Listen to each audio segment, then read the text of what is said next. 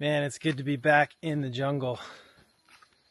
It was a nice trip away with the family, but it's just so much better to be in the jungle. I'm excited to talk to you today about creatine. This is a topic that seems like it was really hot back when I was in high school, and it was kind of this supplement that people felt like was questionable. All the meatheads and the football players were taking creatine, and people thought it was maybe a new dangerous supplement. But, here we are 20 plus years later, and it's one of the most studied supplements, and it's incredibly safe, and it's not just for bodybuilders and meatheads and people that are wanting to put on muscle. I think really every adult, and especially every adult over 40, should be taking creatine every day. And there are so many reasons why. But, and I want to go into some of the science behind it, because a lot of times when people tell me about different supplements or things that I should be taking, I want to know why. I want to know what it does in my body and why it might be beneficial for me. And so I want to share some of that with you. But at a high level, creatine helps to create fast, accessible energy in your body. And because of that, it helps with muscle growth, allows you to exercise more intensely, recover more quickly. It also helps with brain function. The brain is the most energy intensive organ in the body. I had a friend that had a major brain injury last year, actually a year ago this month, and all he would do was sleep. He'd sleep like 12 hours a night and then take 3 naps a day, and just trying to allow his brain to recover. That's just what he needed, because his brain was using so much energy to try and heal itself. So your brain is an organ that really needs energy, and to maintain good brain function, it needs to have that energy accessible to it, and creatine helps with that. So if you want to maintain good brain function as you age, you want to maintain good muscle mass as you age, you want to have more accessible energy, creatine is a really great supplement. Let's talk about dosing.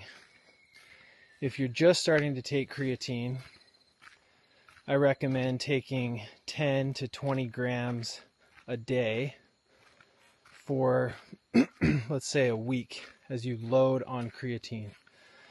With a lot of different supplements and medicines and things,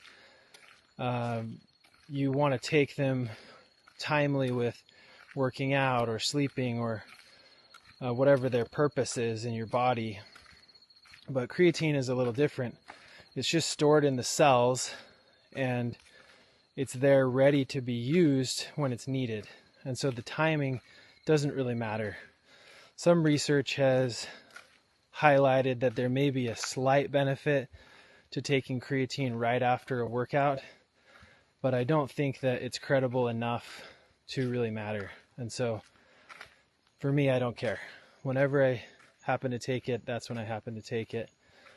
So you're going to have this loading phase, take 10 to 20 grams for 5 to 7 days, and then you're going to take between 5 and 15 grams a day. The more you take, the more it will affect your brain function. If you're really focused on the brain health, then you might want to take a little bit more. Something to be careful about, especially if you're taking a higher dose, is dehydration. Because another thing that creatine does is it pulls water into your muscles. And so if you're not drinking enough water, you may dehydrate yourself. So drink plenty of water. I would say start with 10 to 20 grams for 5 to 7 days, and then maybe start with 5 grams and just see how you feel. Do that for 2 to 4 weeks and then decide if you want to up the dose. So that's kind of the high overview and the dosing for creatine. Let's get into the science behind it a little bit.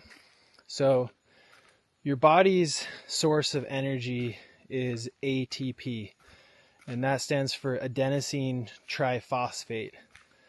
Adenosine is made from adenine, which is a nitrogen base, and ribose, which is a sugar. And the triphosphate means that there are 3 phosphates attached to the adenosine. And that's important because as your body uses the ATP for energy, it starts to peel off those phosphates. So it moves from being ATP, adenosine triphosphate, to ADP, adenosine diphosphate, and then AMP, adenosine monophosphate, and then eventually just to adenosine. And your body's process then, once it becomes adenosine, is to rebuild it into ATP. And it does that by using glucose and oxygen to rebuild ATP and prepare it for use in the cells. And so what creatine does is it's actually stored as phosphate or phosphocreatine. And so it has phosphates attached to the creatine in your cells, and as these phosphates start to get peeled off of the ATP, the creatine will then donate its phosphate to rebuild the ATP without having to go through the whole breakdown process all the way to adenosine and then rebuilding the ATP.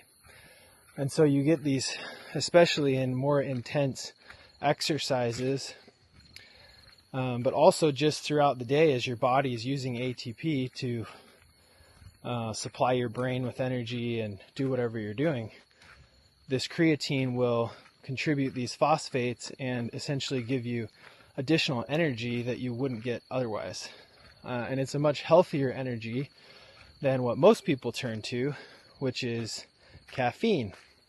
And I'll tell you a little bit of what caffeine does in relation to this. Adenosine, as you can see, as adenosine builds up in your brain, it's because the ATP has been used. And so there are receptors in your brain where your brain can tell how much adenosine is floating around in your brain. And so the more adenosine, the more your brain says, oh, we've used a lot of energy and we're tired. And so it's actually your body's mechanism for saying, I'm tired because I have all this adenosine, meaning I don't have ATP available. And so I need to sleep so that my body can go through the process of rebuilding ATP. And what caffeine does is it goes in and it blocks your adenosine receptors in your brain. And so it allows adenosine levels to rise higher than they would normally without you feeling tired. But it doesn't actually make you less tired, it just delays you feeling tired. And so it's really pretty destructive. Caffeine is one of those things that you don't want to use as an everyday thing and a high dose thing, because it can be pretty destructive, as you can imagine hearing the science behind it. So creatine's the opposite. It's giving you actual real extra energy by donating those phosphates to create more ATP throughout the day. So yeah, that's some of the science behind creatine.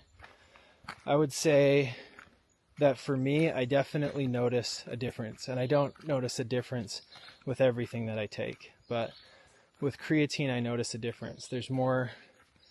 I have more energy, I have more focus, I feel more positive, and none of that's related to, the exercise, muscle building, initial reasons why people started taking creatine.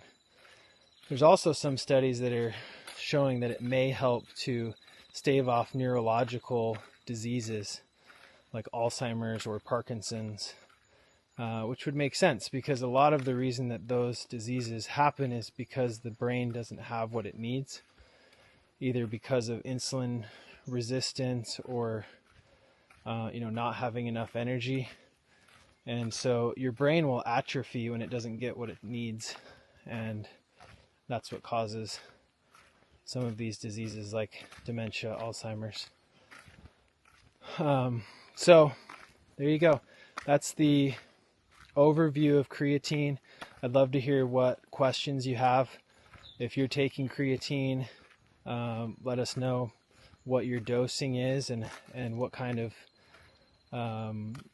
benefits that you've gotten. Right now I'm personally taking 10 grams a day, and that seems to be working well. Sometimes I'll forget, and I don't really feel bad about that because it just is there stored in my cells ready to be used, and I don't need to necessarily use all of it every day.